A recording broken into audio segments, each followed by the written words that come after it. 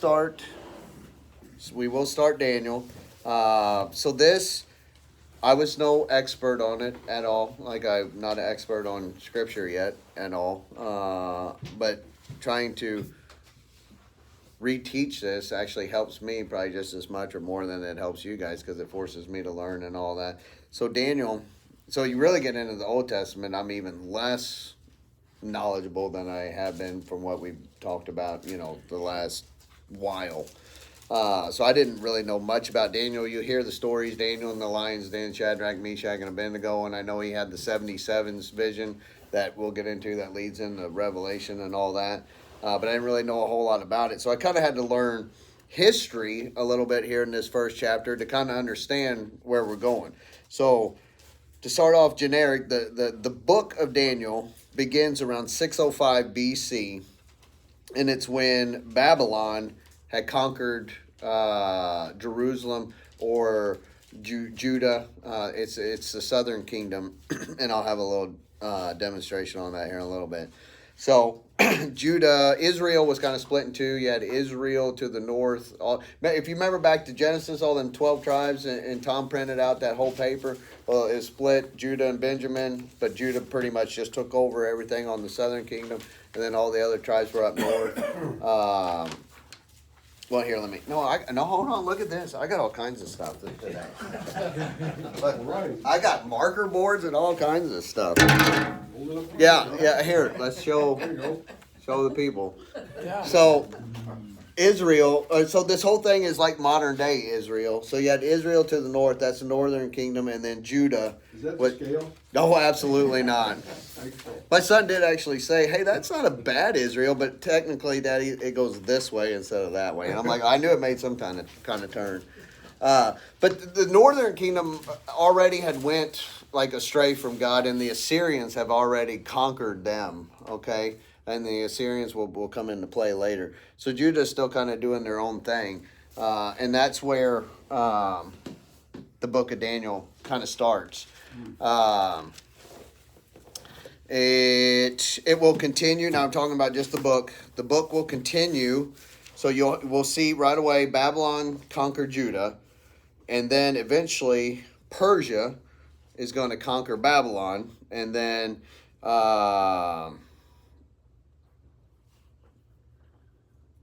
yes. Okay, and that's during the book, and then Daniel will have other visions of how later conquerors go. But in the book, time-wise, it'll be when Medo-Persia conquers Babylon then. So its author is an actual Daniel, okay? But there's different Daniels in the Old Testament that are mentioned, and it's not those three. So in First Chronicles 3:1, there's a Daniel mentioned. Ezra 8:2, there's a Daniel, and Nehemiah 10:6. So those are three different Daniels that are mentioned, but that's not this Daniel. And Jesus confirms that this is Daniel that wrote it. Actually, in Matthew. It'd been nice back in those days if people actually used last names, and then you could kind of keep track. Right. But it's usually something so and so, father of so and so. But in Matthew 24:15, Jesus says, "So when you see standing in the holy place the abomination that causes desolation, spoken of through the prophet Daniel, let the reader understand." So that's just a reference. Like that verse will actually come up again, I know, when we get later on in Daniel, because I remember it coming up in the study of Revelation, and that whole abomination, it was hard for me to understand. So hopefully by the time I read through Daniel, I'll understand it a little bit better. So Jesus confirms that Daniel is the author of Daniel. Okay, in the book, Daniel will have visions of the Babylonian kingdom getting replaced by the Persians. So I said Medo-Persia will conquer Babylon. But then he's going to have a vision that the Persians will be replaced by the Greeks, okay? And then the Greeks will get replaced by Rome. And then Rome will actually lead all the way up into Jesus' time in quite a while. And this is exactly what happened in history. Exactly the way Daniel said it was going to do, prophesied how it was going how the different countries were going to take over. And so that made a lot of people believe that Daniel, the book, was not written until after all that took place, because there's like there ain't no way this dude would have been able to predict all this stuff.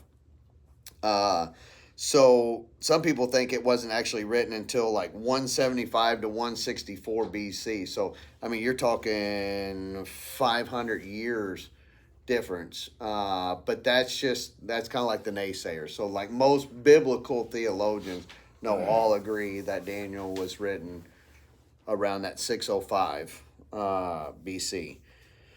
So another vision that Daniel is going to have in this is about another kingdom, okay, that says that will never be destroyed, and that's going into the millennial kingdom.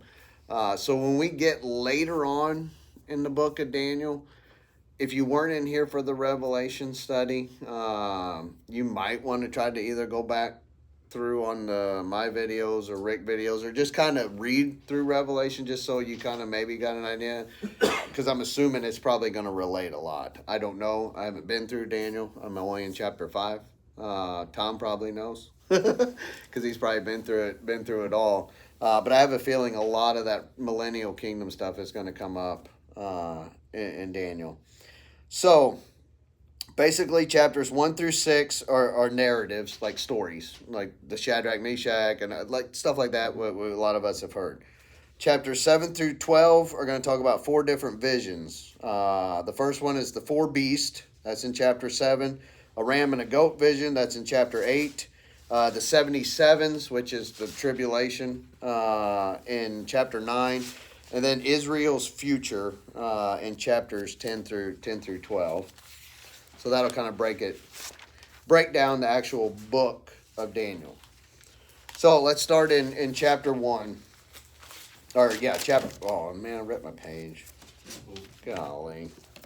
All right, chapter 1, verse 1. It says, in the 3rd year of the reign of Jehoiakim, king of Judah, Nebuchadnezzar, king of Babylon, came to Jerusalem and besieged it. Okay, this besieging by Babylon, King Nebuchadnezzar of Babylon, this was already predicted, written down, whatever you want to say, by Jeremiah, okay, in chapters 20 and 25 of Jeremiah. So if you want to know where Jeremiah is, basically it's 2 books, I think it's 3 books, right before Daniel, okay? And this is where it got really confusing for me to try to understand. So Daniel actually knew Jeremiah and actually has learned some of this, which I'll bring up. Daniel had known Jeremiah, so he knew of this, and that's actually explained. Let me go into that. It's Jeremiah chapter 9, verse 2. Like I said, it's just a couple books right in front of Daniel.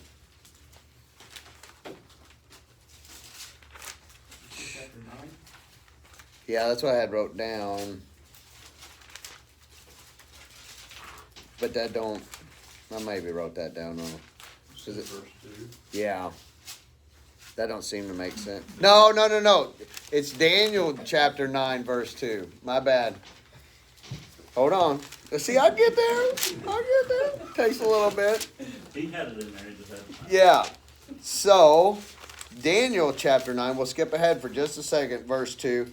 Says, in the 1st year of his reign, I, Daniel, understood from the scriptures, according to the word the Lord had given to Jeremiah the prophet, that this desolation of Jerusalem would last 70 years. So like I said, Daniel already knew this Babylon takeover that we see in verse 1 was going to happen, and he knows exactly how long it's going to last, 70 years, because that's exactly what Jeremiah had told him. And what is it? What is this? Nebuchadnezzar came to Jerusalem and besieged it. So, and I'm assuming a lot of this, when it says Jerusalem, that's just the city in Judah. So, but I mean, it's basically he's taken over the whole southern kingdom. So this besiege that Nebuchadnezzar was doing, he actually did it in 3 different stages. So he come in, take some stuff. He besieged people, and actually Daniel was taken the first time Nebuchadnezzar came in there. But he would come in, take some stuff, and basically tell the people that he left there in Jerusalem and Judah, hey, just do this, follow these rules, and I'll leave you alone. Well, they didn't. So then he had to come back, okay? Again, and then they still didn't listen. So then he come back the third time and was like, look, I've had enough of you all. I'm just taking, he basically took everything but the poorest of the poor. It says that they ransacked their temples and everything. So from the people to the properties to everything. Nebuchadnezzar, the third time he went in there, he basically took everything. And this is actually why, what I learned, is why Jeremiah was inspired to write the book of Lamentations. So you got Jeremiah, Lamentations, Ezekiel, Daniel, Hosea, Joel, Amos, Obed, and so on. So the Lamentations was actually inspired by this besieging of his country by Nebuchadnezzar. So, like I said, there's a lot of history going on in here, but kind of knowing it helps explain what happens.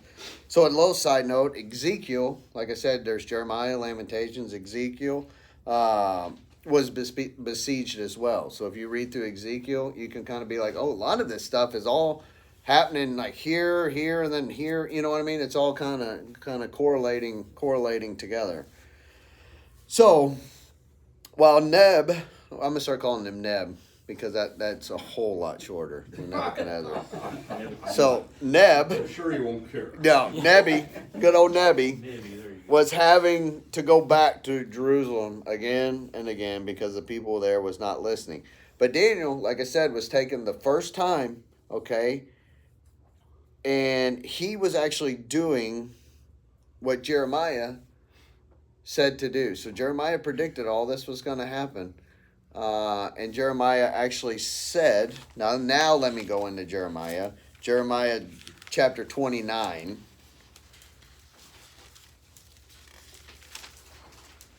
Jeremiah chapter 29, 4 through 8. Jeremiah actually kind of gives a list to the fellow Hebrews, okay, that, hey, Babylon's going to come in. They're going to besiege us. This is all God ordained.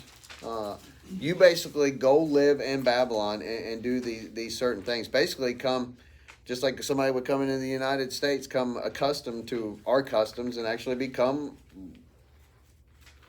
involved in it. So I'll just read it. So Jeremiah 29, verse 4 through 8. It says, this is what the Lord Almighty, the God of Israel, says to all those I carried into exile from Jerusalem to Babylon. So all the exiles, this is what you're supposed to do. Build houses and settle down. Plant gardens and eat what they produce. Marry and have sons and daughters. Find wives for your sons. Give your daughters in marriage, so that they too may have sons and daughters. Increase in number there. Do not decrease.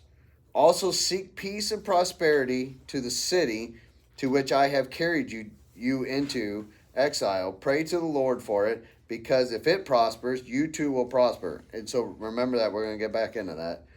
Yes, this is what the Lord Almighty, the God of Israel, says. Do not let the prophets and diviners among you deceive you. Do not listen to the dreams you encourage them to have. They are prophesying lies to you. In my name I have not sent them, declares the Lord. So basically, they're supposed to go in there, eat, plant a garden, build house. They're supposed to live a normal life in exile. And so that's what Daniel did. He was besieged the first time, and he was settling in to Babylon. So he settling and build, plant gardens, marry, have children, and then that verse I want to point out, because it's a little bit of a life lesson here. It says, seek the welfare of Babylon. So how did he put it? Seek peace and prosperity of the city to which I have carried you into exile. So, and it says avoid false prophets. So those are the 1, 2, 3, 4, 5 things you're supposed to do. Settle and build, plant gardens, marry, have children, seek the welfare of Babylon, and then avoid false prophets. But the seeking the welfare of Babylon. Remember Joseph back in Genesis? You know, when Pharaoh, all that, what did he do? He made Pharaoh money. Okay, he told him, like, hey, we're going to have a drought. This is what we need to do, and we're going to prosper. And so he took care of the country that he was in. And that's kind of that popped into my mind when I was going through this. And that's basically what Jeremiah is telling the exiles to do here in Babylon. Hey, make this country rich. He says, if you do good for that country, then you're going to do well also. So take that same process into your workplace. So you have a pagan boss, a Babylonian that you go into work every day. You might not like their beliefs, and we'll get into a little more into a work situation.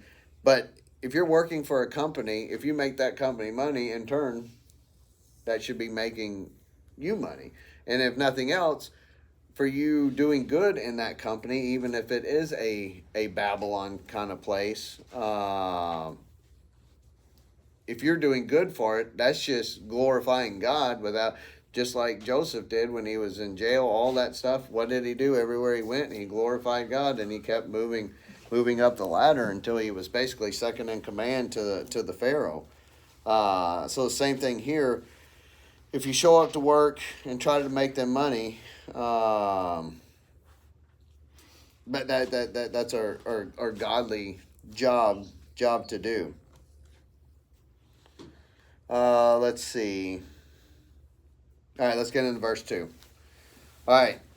And the Lord delivered, that's a good point, Jehoiakim, king of Judah, into his hand, along with some of the articles from the temple of God. These he carried off to the temple of his God in Babylonia, and put the treasure house of his God. So like I said, Nebi besieged the people, besieged a lot of the belongings, all that kind of stuff. And verse 2 right there, it says, and the Lord delivered Jehoiakim. So, one, this Jehoiakim dude, he was not a good king of Judah. You think if he's the king of God's people, he'd be a good guy? Guess what? He wasn't. Hadn't been good for a long time in Judah. Now, apparently his father, grandfather, I can't remember, I didn't write it all down, but I think it was Josiah, maybe, was a good king, but then after him, it just really started falling off. So the people of Judah were turning so far away from God. Examples that if you go back to Jeremiah and kind of read about it, what it was, there was a lot of idol worship, false prophets. They were oppressing the poor. The corruption system in their like courts, it was all corrupt. Faithlessness everywhere. So they were literally going farther and farther away from God. And so much that actually God is using the Babylonians, because it says, and the Lord delivered. So it wasn't Babylonian just come and attack, but God is actually delivering his people over to the Babylonians. So God is using the Babylonians to put them, the Hebrews, into exile. And why? We talked about it a lot. To refine them. Like, hey, you guys are, God is saying you guys are not listening. It seems like this country could use a little refining. You guys are not listening. And so guess what? I'm going to have the neighboring country, which apparently it wasn't real neighbor. Like, I think it was plenty miles away, Babylonian was. Yeah. Yeah, I couldn't remember if it was you or Austin that was telling me about that, but 900 miles away, that guy was like, all right, you guys come over here and exile my people here because they're not listening to me. Because sin always matters. I mean, we spent weeks on that through that one book. And this leads to a good point that if you believe God can allow Satan to do certain things, you can also, then you have to believe that God can actually cause bad things to happen. Right here, he's allowing Babylon to come in and exile his people. And it's kind of funny, but we just covered that last week about tempting. God can cause bad things to happen, but God won't tempt us, but he will test us. James at 1:13, it was brought up last week, but talking about how God can't tempt us, because God can't be tempted. And for a believer, if we have God in us, that means that God won't tempt us. Now our sin and our flesh will tempt us, but God won't be the tempting. But he will test us. There is nowhere in Scripture that says if you become a believer that your life is going to be easy. It actually says quite the opposite, that trials and tribulations will come. Yeah, yeah. And sometimes, I mean, when you come in, well, that person that actually tried to commit suicide, actually was baptized just a few days before that. So that's how much Satan can come in there. So anyways, so also a little bit about this besieging on that day. So read that last part. Read that last part of verse 2 again. It says, put in the treasure house of his God. So he was taking stuff that was used for worship in Judah, and Nebi was taking it and putting it in his treasures for his God. Okay, so in that day, to conquer a nation was to literally, they think they conquered their God, that country's nation, or that country's God. So Nebi had no idea that God was using him. You know, he's thinking, I took this place over. You know, look at me. I'm going to put all your stuff and basically donate it to my gods. And he had no idea that God was just using him as a pawn. And there's so many examples of that. I feel like we've talked about that before in here, about how God can use things like that. Okay, this is still on verse 2. I promise we'll eventually get somewhere. This is something that I didn't really understand at all. I had to look up and research a little bit. But right here, when Babylon took over Judah, is apparently what Luke 21:24 calls the time of the Gentiles. Okay, if you ever hear about time of the Gentiles, where a Gentile nation has taken over Israel.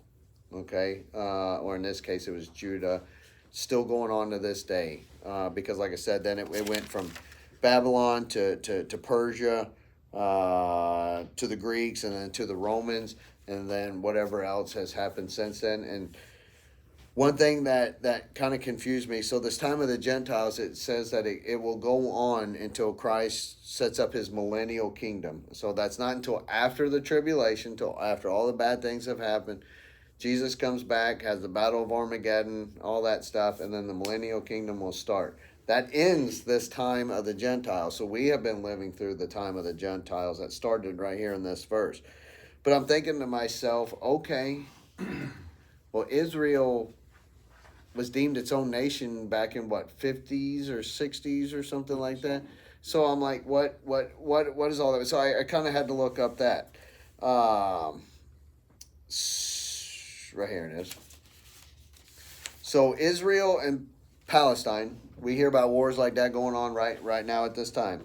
They both claim Jerusalem as their capital. So I mean I don't know all this. I don't keep up with history all that much. So you got all of Israel, the gray parts, this West Bank, and then Gaza right there.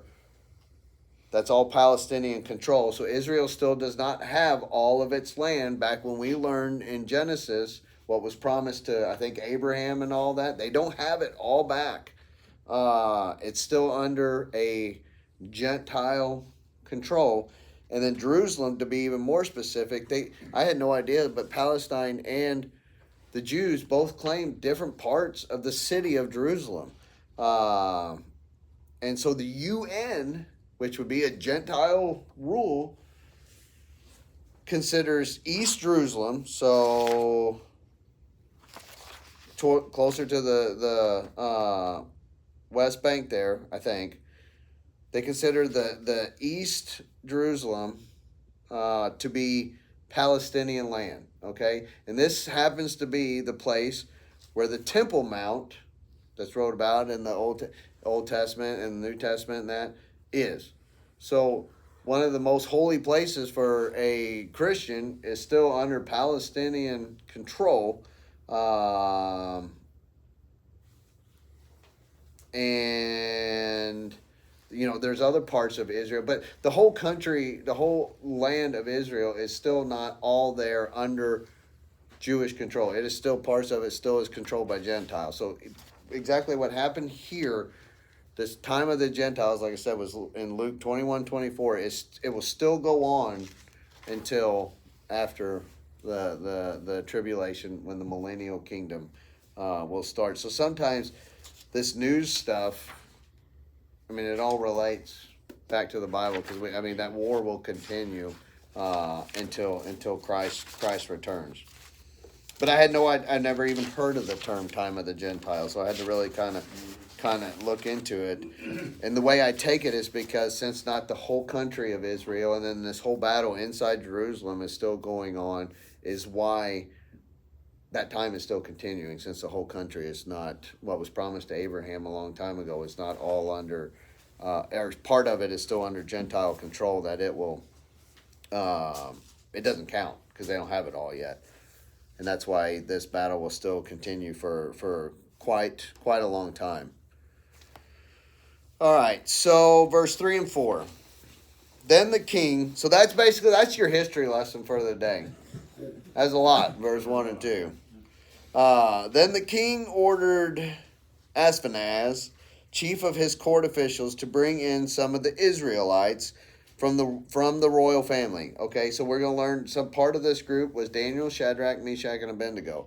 So when we read these characteristics, just realize that Daniel and them and his buddies had these characteristics.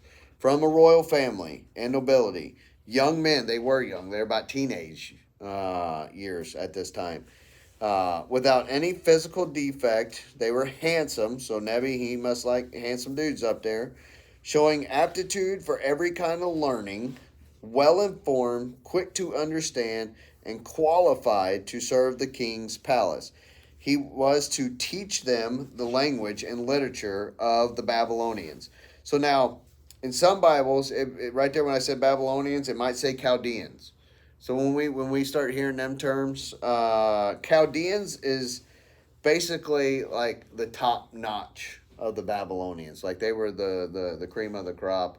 And that's exactly what Nebi's looking for here. If you want royal family, handsome, learning, quick to understand, Nebi's wanting the cream of the crop to go along with it, with his Chaldeans, which are basically like top notch Babylonians. And I mean, really, it'd be like anybody here that would own a business or anything like that. I mean, he wants somebody that brings something to the table. He don't want any just random fuddy-dud. He wants somebody that's got something to offer. So those are the characteristics he's looking for. So in verse 5, it says the king assigned them a day. Well, hold on. Verse 4. Well, let me read 5 too. The king assigned them a daily amount of food and wine from the king's table. They were to be trained for 3 years, and after that they were to enter the king's service. So, at the end of verse 4, it says they were also to teach them language and literature of the Babylonians, and then here for 3 years they're going to be trained. So what Nebi is wanting to do with these men that they're supposed to go out and find from the Israelites, it's not like he's just wanting them to be like a Babylonian. He's literally wanting to brainwash them into being a Babylonian. And it just reminds me of like the school system that I mean, I'm sorry. There's some parts of it in some areas that, just like Austin, he come from school. He had a religion test, and he had to go over it all. And he's like, Dad, and he's like, why do we spend 5 minutes on Christianity, but yet I had to know every, like he named off some religions I never even heard of, but they were studying about it. And he's like, I've already kind of looked into that stuff anyways, so I mean the test wasn't even hard for him, but it's still, I mean, there's a little brainwashing going on in part of that. So Nebi wants them, like I said, to basically be Babylonians, to brainwash them, and luckily there's at least 4 of them that kind of stand up against that. So he has some food, daily amount of food and wine from the king's table. So remember that when it comes up here in a minute. So verse 6, it says, among these were some from Judah. Daniel, and like I said, they're about teenagers right now. Hananiah, Mishael, and Azariah. The chief official gave them new names to Daniel, the name Belteshazzar, to Hananiah, Shadrach, to Mishael, Meshach, and to Azariah, Abednego. All right, so we really got some things going on today. Except my markers stank. You can't read them for nothing. And Val's like, I have more markers. So I'll keep this on there if you want to take a picture of it.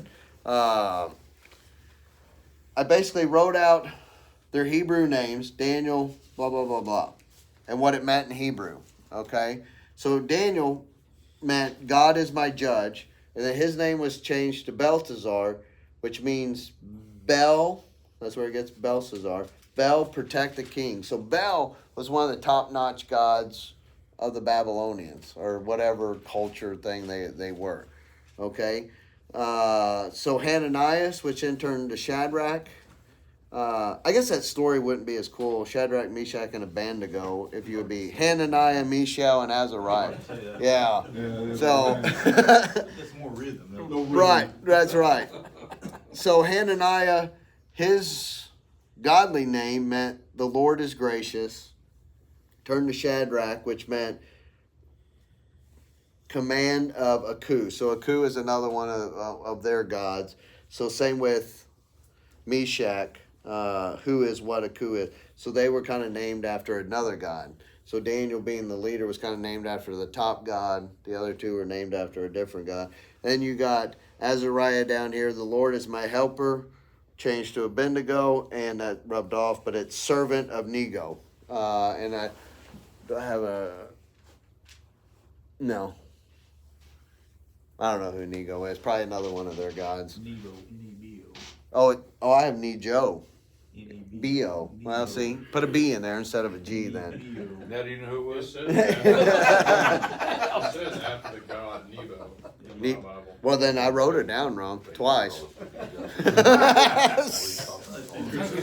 Yeah, that's right. That's right. So I just wanted that out for me, so you can really see how it goes from like, hey, I'm worshiping God here, and then their Babylonian names were like, totally changed up to their pagan gods. But now, I think it comes in just a little bit later. So the Babylonians may have called them by different names, okay? But it did not change what's in their hearts, and we're going to find that out, especially on those four. Just because the Babylonians wanted them to call them something different, it did not change who they are. I had uncles that were like that. One was named Azier, so we called him Albert. Yeah. We had one of them Buford, and we called him Pete. Yeah. So that's just easier for the kids. Oh yeah, absolutely, absolutely. All right, so right here, verse 8, we talked about it probably a month ago because when I first read it, I was so excited about it and it come up into one of our studies. But right here, verse 8 is one of your first life lessons of Daniel. It says, so remember, there's food ready for him, king's food, okay, pagan food. There's food for him. And it says, but Daniel resolved, and that word right there, resolved, is what you need to know, not to defile himself with the royal food and wine. And he asked the chief official for permission not to defile himself this way. So, resolve. What is that? What's it really talking about here? So Daniel had made up his mind when he was exiled. Jeremiah warned him, you're going to be exiled for 70 years. Go in there, settle down. But Daniel resolved, I will do all, just like we do in this country. I will follow all the laws, rules, regulations that I need to do. I will settle in and come acclimated to this country unless it crosses God's line. And he done resolved to himself. He done made up his mind. I'm not going to cross God's line. And that's exactly what he's doing right here. So this food, it's a pagan food. So they're still under the old law. Okay, so he was not allowed to eat whatever this food was.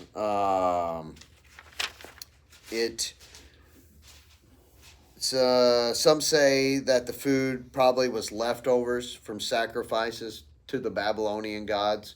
Okay, so either way, just know that under his law at the time, his Jewish law, thank gosh, Jesus changed as far as, but like he could not eat the food, and like I said, the biggest point is he resolved. He done made up his mind. Like, I'm not going to cross his line, and then to put it into a life lesson, basically, I mean, we need to be doing the same before we get into a situation. Do you tell yourselves before you even get into a certain situation, I am resolved that I'm not going to cross that line. So I think I've used that example last week. Me and Kip, we got fair. Well, right now, Tom, we were at fairs all day. What happens at a lot of livestock fairs? There's a whole lot of drinking going on. So if you have a problem with alcohol, resolve yourself and just be like, hey, when I get to the fair, because I'm still going to show the animals, I've done made up my mind. I am not going to cross that line. So don't even start. It's so much easier. There's a fly. For those, there it is. For those of you that like maybe I work with a couple teenagers. Well, they're 20s now, but that might work with women in their office.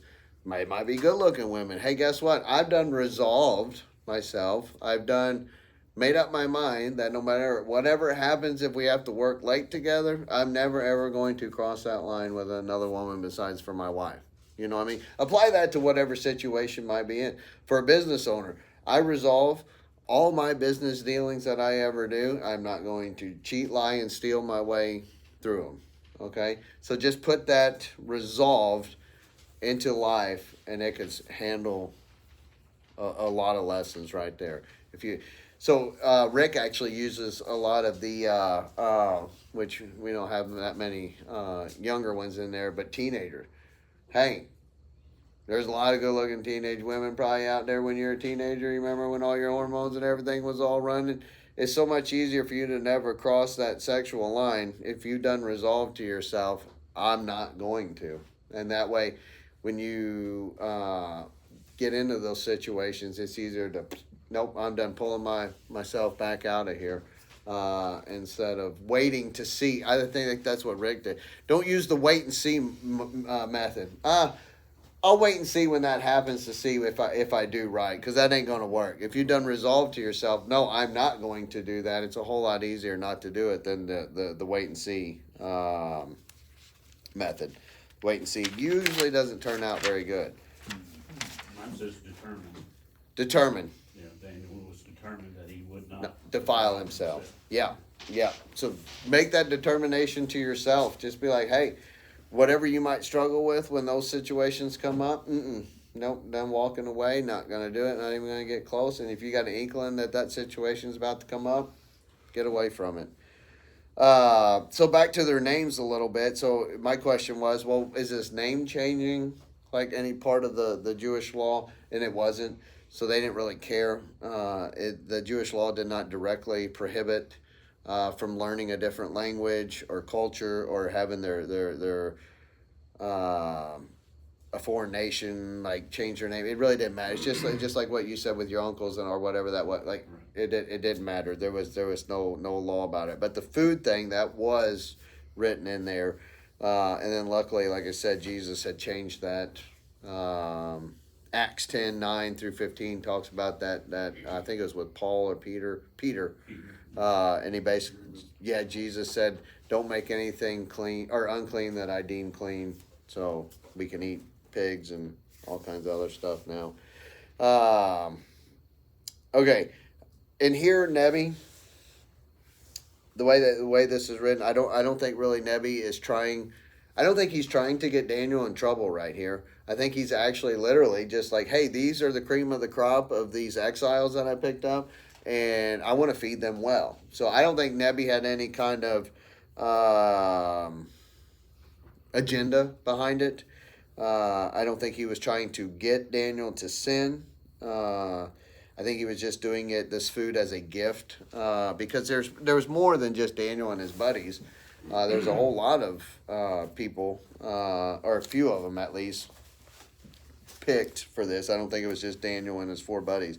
And not all of the exiled people were getting this special food. It was only these, what did it say, people, the young men from the royal family, all the ones that they're trying to pick, that they're cream of the crop. Okay, so life lesson number 1 right there: resolve to yourself, or to make that determination you are not going to cross God's boundaries. So verse 9. Now God had caused, see here, God is causing something, the official to show favor and sympathy to Daniel. Well, that's another good point. In verse 8, it says, Daniel resolved not to defile himself with royal food and wine, and he asked the chief official for permission not to defile himself. He didn't come flying off the handle. He asked nicely, hey, do you mind if we, stay away from that food? And it went on to explain it.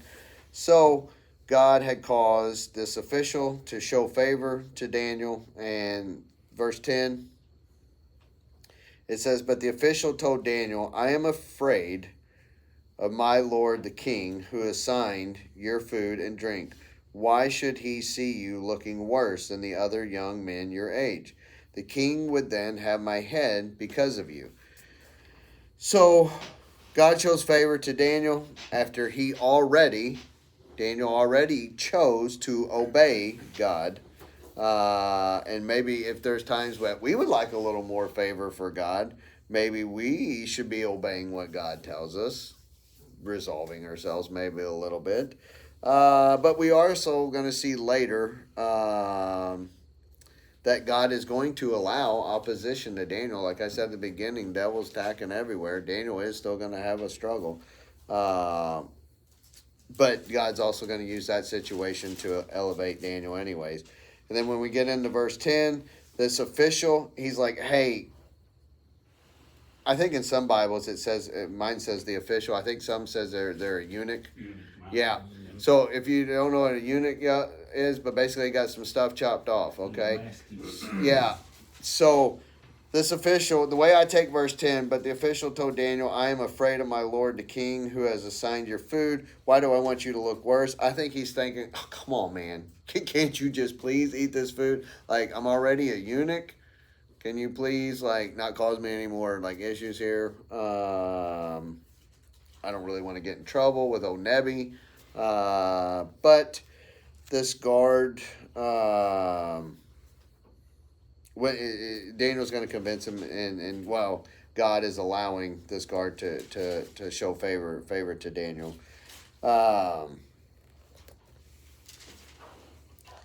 Let's see.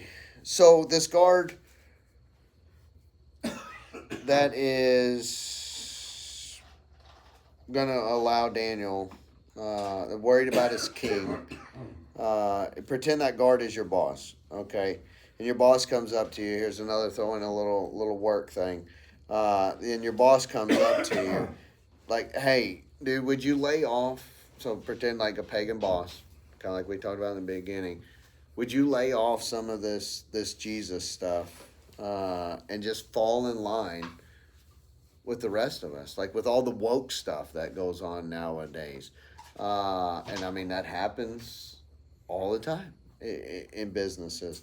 Because he's like, hey, why can't you just go ahead and eat this food? I'd rather not get in trouble. You know what I mean? Nebi could have both of our butts. So why don't you just go ahead and eat this food? And Daniel, is done resolved and was like, no, I'm not crossing this line. So like I said, just kind of put yourself in that situation. Somebody in authority is like, hey, you need to be doing this. Why don't you get over your religion, so to say, and just fall in line? Like, what is wrong with all the LGBTQ stuff? What is wrong with Pride Month? And what is wrong with, you know what I mean? All kinds of stuff. Why can't you just fall in line with the rest of us and quit causing any problems? So just kind of put yourself in that situation and see if you're resolved enough to do do what is right. You know what's kind of funny when I said Pride Month? You ever notice there ain't no like worship month? I heard that the other day on one of them reels. I'm like, that's a pretty good point. All right, so we did 10. All right, so 11. Daniel then said to the guard, whom the chief official had appointed over Daniel, Hananiah, Mishael, Azariah, please test your servants for 10 days. Give us nothing but vegetables to eat and water to drink. Then compare our appearance with that of young men who eat the royal food, and treat your servants in accordance with what you see. So he agreed to this test and tested them for 10 days.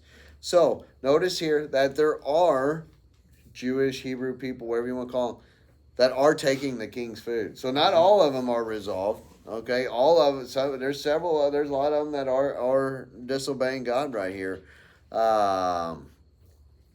and they're the people like at the workplace that'll just conform to the world standards, just to get along, not doing it, not cutting it.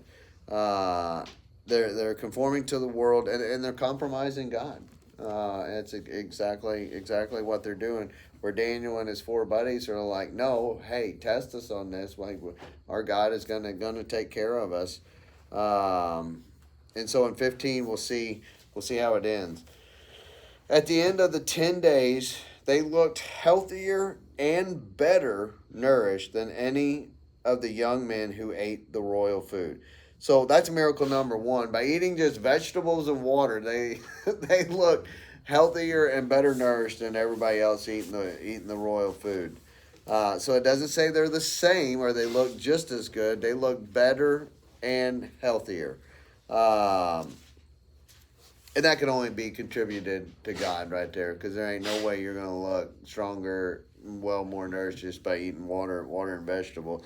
Thank goodness, like I said, Jesus lets us eat a lot of protein nowadays, because meat sure is pretty good. Verse 16. So the guard took away their choice food and the wine they were to drink, and gave them vegetables instead. To these 4 young men, I'm going to go ahead and just read to the end. To these 4 young men, God gave knowledge and understanding of all kinds of literature and learning. And Daniel could understand visions and dreams of all kinds, which that's going to come in handy later. At the end of the time set by the king to bring them in, the chief official presented them to Nebi. The king talked with them, and he found none equal to Daniel, Hananiah, Mishael, and Azariah. So they entered the king's service. In every matter of wisdom and understanding about which the king questioned them, he found them 10 times better than all the magicians and enchanters in the whole kingdom. And Daniel remained there until the first year of King Cyrus, so quite a while. So what this is a good point is, you got evil coming to attack supposed to be God's people, okay, which God's people were turning far away. What is our world made of right now? Evil. That's kind of crazy now to think about it, that we were talking about Satan at the beginning. But you can't change an evil world if you remove yourselves from it.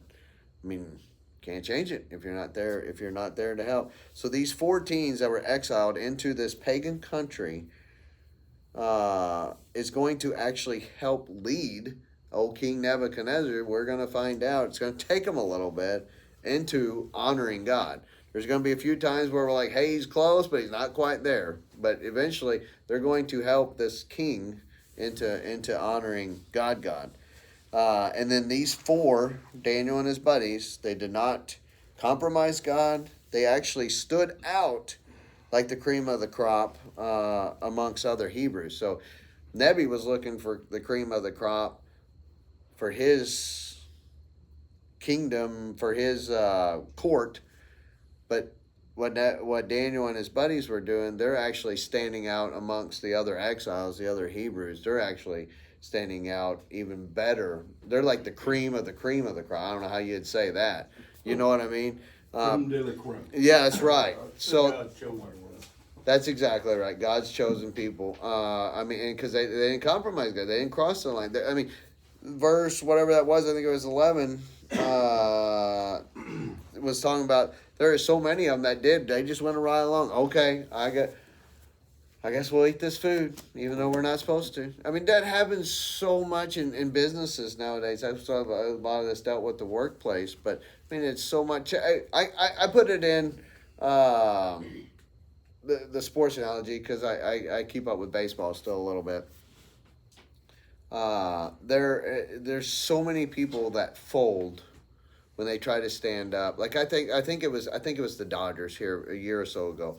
They were just like this drag queen organization or something that wanted to come in or something for one of their nights, and they were like, no. Well, then all with these ESG scores and everything like that, the Dodgers organization was like, fine, whatever. They folded. They let it come in. You know what I mean? And it happens all the time. There's a day, St. Louis Cardinals have it. They have Pride Night. Actually, you want to hear a funny story? Go talk to Mike Putz. The one Cardinal game I think he's ever been to happened to be on Pride Night. He was walking. They kept thinking, "What is going on here?" And seeing all kinds of rainbows. And it wasn't until the kiss cam come on, and it was two girls, and they were. Mike's just like, "All right, girls, we are leaving." So I mean, it's probably the only game Mike Putz has ever been to, but it was hilarious when he tells the story. But there's times when I think the players were supposed to wear like a rainbow flag, something on their jersey. Well, there's very few that ever stand up and say, "No, hey, you suspend me for a game or whatever, I'm not going to play." Why? They need the money, which they don't. But you know what I'm saying? The people fold everywhere, and these four did not. King Nebuchadnezzar, if they didn't already resolve to themselves that, hey, I'm not going to cross this line. That guard could have went back right away after that and been like, told Nebi, like, hey, these dudes, they don't want to eat this. But because they already resolved themselves, what did God do? He made a path for them. He just let that guard be like, oh, okay, like, fine, just please tell me you're telling the truth and you're going to look just fine. They wound up looking better because that guard could have easily had turned them in, and they all could have been dead. Because Nebuchadnezzar at this time in history is probably about the most powerful guy on the earth at the moment. So these four didn't compromise God. They stood out among the other Hebrews. And same goes for us. If we are true disciples of Christ, we too should stand out. Man, we talk about that a lot. There are so many called Christians. I remember how I said I don't like that word. That's why I like a true disciple. That for us true believers, we should stand out. People should look at us and be like, there's something different about them.